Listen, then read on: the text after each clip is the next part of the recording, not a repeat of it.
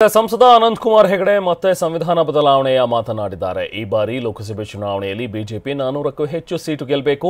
ರಾಜ್ಯಸಭೆಯಲ್ಲೂ ನಮಗೆ ಬಹುಮತ ಸಿಕ್ಕರೆ ಸಂವಿಧಾನ ತಿದ್ದುಪಡಿ ಮಾಡಲಾಗುತ್ತೆ. ಆಗ ಇದೇ ನೋಡಿ ನಿಜವಾದ ಮಾರಿ ಹಬ್ಬ ಅಂತ ಹೇಳಿದ್ದಾರೆ. ಲೋಕಸಭೆ ಚುನಾವಣೆ ಹೊತ್ತಲೇ ಈ ಹೇಳಿಕೆ ಕಾಂಗ್ರೆಸ್ಗೆ ಅಸ್ತ್ರವಾಗಿದೆ.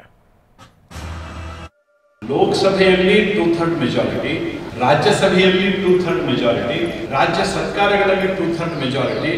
ಒಮ್ಮೆ ಇಷ್ಟ ಆದ ನಂತರದಲ್ಲಿ ಆಮೇಲೆ ಮಾರಿಜಾತ್ರೆ ನೋಡಿ ಹೆಂಗಿರುತ್ತೆ.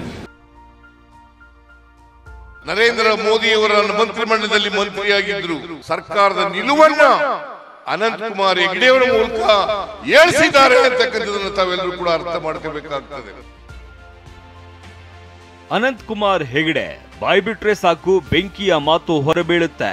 ವಿವಾದದ ಹೇಳಿಕೆಗಳು ಸ್ಫೋಟಗೊಳ್ಳುತ್ತೆ. ಲೋಕಸಭೆ ಚುನಾವಣೆ ಸಮೀಪಿಸ್ತಾ ಇದ್ದಂತೆ ಫುಲ್ ಆಕ್ಟಿವ್ ಆಗಿರುವ ಅನಂತ್ ಮತ್ತೆ ವಿವಾದದ ಕಿಚ್ಚು ಹೊತ್ತಿಸಿದ್ದಾರೆ. ಮತ್ತೆ ಸಂವಿಧಾನ ಬದಲಾವಣೆಯ ಮಾತನಾಡಿದ ಅನಂತ್, ಬಿಜೆಪಿಗೆ 400 ಸೀಟ್ ಬಂದ್ರೆ ಮಾರಿ. ನಿಮ್ಮ ಉಬ್ಬಿದ ರಕ್ತನಾಳಗಳ ಸಮಸ್ಯೆಗೆ ಎವಿಸ್ ಆಸ್ಪತ್ರೆಯಲ್ಲಿ ಕೇವಲ 30 ನಿಮಿಷದ ಲೇಸರ್ ಚಿಕಿತ್ಸೆಯೊಂದಿಗೆ ಮುಕ್ತಿ ಹೊಂದಬಹುದು. ಹೆಚ್ಚಿನ ವಿವರಗಳಿಗಾಗಿ ಸಂಪರ್ಕಿಸಿ 8088837300. ಹಬ್ಬ ಎಂದ ಸಂಸದ. ಹಿಂದೊಮ್ಮೆ ಅನಂತ್ ಕುಮಾರ್ ಹೆಗಡೆ ಸಂವಿಧಾನ ಬದಲಾವಣೆ ಮಾತನಾಡಿ ವ್ಯಾಪಕ ಟೀಕೆಗೆ ಗುರಿಯಾಗಿದ್ರು. ಇತ್ತೀಚೆಗಷ್ಟೇ ಅನಂತ್ ಕುಮಾರ್ ವಿರುದ್ಧ ಕಿಡಿಕಾರಿದ್ದ ಸಿಎಂ ಸಿದ್ದರಾಮಯ್ಯ ಇವರೆಲ್ಲ ಸಂವಿಧಾನ ವಿರೋಧಿಗಳು ಅಂತ ಗುಡುಗಿದ್ರು. ಪ್ರಜಾಪ್ರಭುತ್ವಕ್ಕೆ, ಸಂವಿಧಾನಕ್ಕೆ ಬಿಜೆಪಿ ಪಕ್ಷದಿಂದ, ನರೇಂದ್ರ ಮೋದಿ ಅವರಿಂದ ಇವತ್ತು ಧಕ್ಕೆ ಬಂದಿರತಕ್ಕಂಥದ್ದನ್ನು ನಾವೆಲ್ಲರೂ ಕೂಡ ಅರ್ಥ ಮಾಡ್ಕೋಬೇಕಾಗ್ತದೆ. ವಿರೋಧಿಗಳ ಟೀಕೆಗೆ ತಲೆ ಕೆಡಿಸಿಕೊಳ್ಳದ ಅನಂತ್ ಕುಮಾರ್ ಮತ್ತೆ ಸಂವಿಧಾನ ಬದಲಾವಣೆಯ ಮಾತನಾಡಿದ್ದಾರೆ.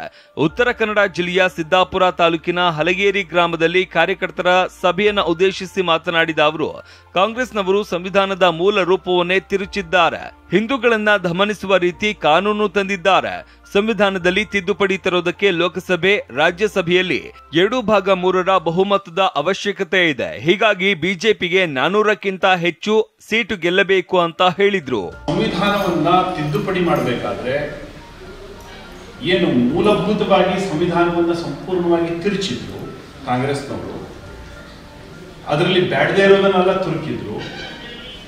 ವಿಶೇಷವಾಗಿ ಇಡೀ ಹಿಂದೂ ಸಮಾಜವನ್ನ ದಮನಿಸುವಂತಹ ರೀತಿಯಲ್ಲಿ ಕಾನೂನನ್ನು ತಂದಿಟ್ಟಿದ್ರು. ಇದೆಲ್ಲವೂ ಬದಲಾಗಬೇಕಾದ್ರೆ ಈ ಮೆಜಾರಿಟಿಯಲ್ಲಿ ಆಗುವುದಿಲ್ಲ. ಲೋಕಸಭೆಯಲ್ಲಿ ಕಾಂಗ್ರೆಸ್ ಇಲ್ಲ, ಲೋಕಸಭೆಯಲ್ಲಿ ಮೋದಿ ಅವರು 2/3 ಮೆಜಾರಿಟಿ ಬಂದಿದ್ದಾರೆ, ಮಾಡಲಿ ಅಂತ ಬಿಟ್ಟರೆ ಮಾಡ್ಲಿಕ್ಕೆ ಆಗುದಿಲ್ಲ. ನಮಗೆ ಲೋಕಸಭೆಯಲ್ಲೂ ಮೆಜಾರಿಟಿ ಬೇಕಾಗುತ್ತೆ, ರಾಜ್ಯಸಭೆಯಲ್ಲಿಯೂ ಕೂಡ 2/3 ಮೆಜಾರಿಟಿ ಬೇಕಾಗುತ್ತೆ, ರಾಜ್ಯ ಸರ್ಕಾರಗಳಲ್ಲಿಯೂ 2/3 ಮೆಜಾರಿಟಿ ಬೇಕಾಗುತ್ತೆ. ಲೋಕಸಭೆಯಲ್ಲಿ 2/3 ಮೆಜಾರಿಟಿ, ರಾಜ್ಯಸಭೆಯಲ್ಲಿ 2/3 ಮೆಜಾರಿಟಿ, ರಾಜ್ಯ ಸರ್ಕಾರಗಳಲ್ಲಿ 2/3 ಮೆಜಾರಿಟಿ. ಒಮ್ಮೆ ಇಷ್ಟ ಆದ ನಂತರದಲ್ಲಿ ಆಮೇಲೆ ಮಾರಿಜಾತ್ರೆ ನೋಡಿ ಹೆಂಗಿರುತ್ತೆ. ಕೆನರಾ ಕ್ಷೇತ್ರದಲ್ಲಿ 85% ಹಿಂದೂಗಳು ಬಿಜೆಪಿಗೆ ವೋಟ್ ನೀಡಿದ್ರು. ಇನ್ನುಳಿದ 10-15% ಸೋಡಾ ಬಾಟಲ್ಗೆ ಸೇಲಾದವರು ಅಂತ ಹೇಳಿದ ಅನಂತ್, ಈ ದೇಶದ್ರೋಹಿ ಕಾಂಗ್ರೆಸ್ ಸರ್ಕಾರ ಹೋಗಬೇಕು ಅಂತಂದ್ರೆ ಹಿಂದೂಗಳಿಂದ ಮಾತ್ರ ಸಾಧ್ಯ ಅಂತಂದ್ರು.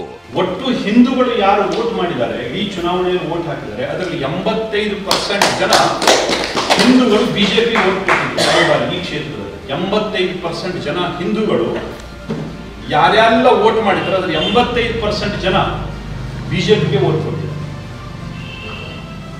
ಒಂದು 15% 10% ಸೋಡಾ ಬಾಟ್ಲಿ ಇರ್ತವೆ, ಅದೆಲ್ಲ ನಾವು ಬಾರಿ ತಲೆಗೆಡಿಸಿಕೊಳ್ಳೋದು ಬೇಡ, ಅದೆಲ್ಲ ಇರಬೇಕು. ಯಾರು ಇಲ್ಲ ಅಂತಂದ್ರೆ ಕುಸ್ತಿ ಯಾರ ಹಿಡಿಯೋದು, ಮತ್ತೆ ಯಾರಾದ್ರೂ ಎದುರುಗಡೆ ನಿಲ್ಸ್ಕೋಬೇಕು. ಕಾಂಗ್ರೆಸ್ಸಿನ ಈ ದೇಶದ್ರೋಹಿ ಸರ್ಕಾರ ಹೋಗ್ಬೇಕು ತೀರ್ಮಾನ ಮಾಡಿದವರು ಯಾರು? ಜಾತ್ಯತೀತರ ನಾವು ಹಿಂದೂಗಳು ಜಾತ್ಯತೀತ ತೀರ್ಮಾನ ಮಾಡಿರಲಿಲ್ಲ. ಅನಂತ್ ಕುಮಾರ್ ವಿರುದ್ಧ ಸತೀಶ್ ಜಾರಕಿಹೊಳಿ ಕಿಡಿ. ಬೆಳಗಾವಿ ಜಿಲ್ಲೆಯ ಕಿತ್ತೂರಿನಲ್ಲಿ ಪ್ರಚಾರದ ಸಭೆಯಲ್ಲಿ ಮಾತನಾಡಿದ ಸತೀಶ್ ಜಾರಕಿಹೊಳಿ, ಕೆಲಸ ಮಾಡದೇ ಇದ್ದವರು ಹಾಸ್ಪಿಟಲ್ನಿಂದ ಡೈರೆಕ್ಟ್ ಆಗಿ ಚುನಾವಣೆಗೆ ಬಂದೋರ್ನೆಲ್ಲ ತಲೆ ಮೇಲೆ ಹೊತ್ಕೊಂಡು ಹೋಗಬೇಡಿ ಅಂತ ಅನಂತ್ ವಿರುದ್ಧ ಪರೋಕ್ಷ ವಾಗ್ದಾಳಿ ನಡೆಸಿದ್ರು. 2 ತಿಂಗಳಲ್ಲಿ ಬರ್ತೈತೆ, ಯಾಕಂದ್ರೆ ಕಿತ್ತೂರು ತಕ್ಕಡಿ ಬಹಳ ವ್ಯತ್ಯಾಸ ಆಗೈತೆ, ಕೆಳಗಮ್ಯಾಗ ಆಗಿಬಿಡುತ್ತೆ. ಒಮ್ಮೆ 40,000 ಮೇಲ್ಗಡೆ ದಾಟ್ತೈತೆ. ಕೆಲಸ ಮಾಡಿ ಇದ್ದಾರ, ನಿಮ್ ನೋಡದೇ ಇದ್ದಾರ, ಹಾಸ್ಪಿಟಲ್ ಇಂದ ಡೈರೆಕ್ಟ್ ಚುನಾವಣೆಗೆ ಬರೋರು